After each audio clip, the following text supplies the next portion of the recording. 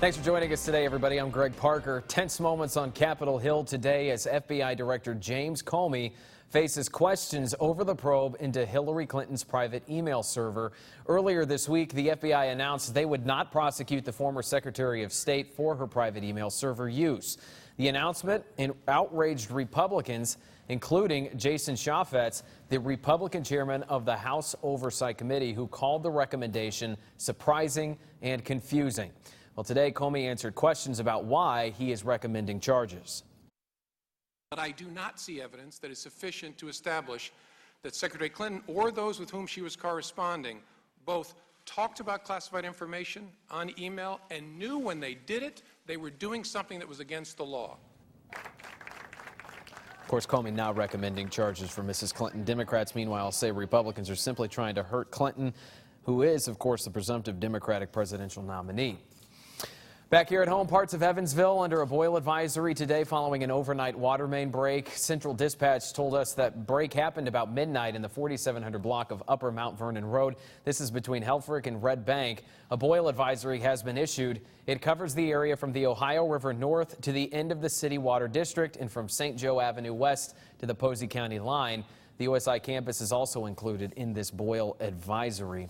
Meanwhile, a boil advisory is in effect in Providence, Kentucky. This covers Highway 293 from Pleasant Valley Road on. Officials say that they have had a water main break in that area, but stay with Eyewitness News for the latest information on both of these breaks. We'll bring you additional information on them as we get them. Madisonville now, they already received several inches of rain this week, and yesterday's storms only added to the flooding problems. By late last night, this is what it looked like here. Drivers and cars all stranded.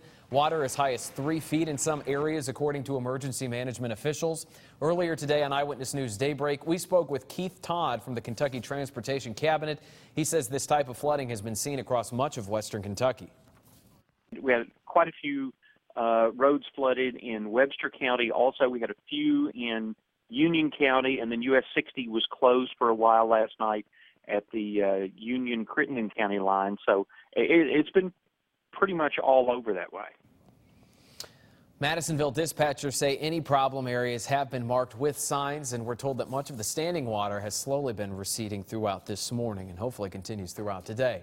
Another area, though, hard hit by flooding is Webster County. We've been in contact with officials there, and these roads here you're about to see on your screen are currently closed because of high water. State Route 293 near Providence, State Route 270 from mile marker 7 to 8.3, State Route 132 west between mile markers 10 and 14, and State Route 138 in Slaughters. You will want to avoid those areas.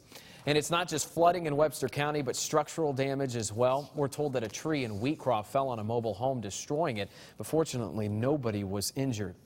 And it doesn't end there. In Union County, the problem area is Sturgis. Officials tell us that there are currently no roads closed in the city, but several roads do have water over them.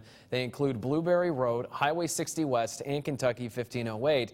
And the issues get even worse the further south you go. Transportation officials say folks in Livingston County are being told not even to leave their homes. Some areas there are under 3 feet of water at least, making travel, of course, very potentially deadly. In the meantime, if you come across any flooding and it's safe to do so in your area, take a picture.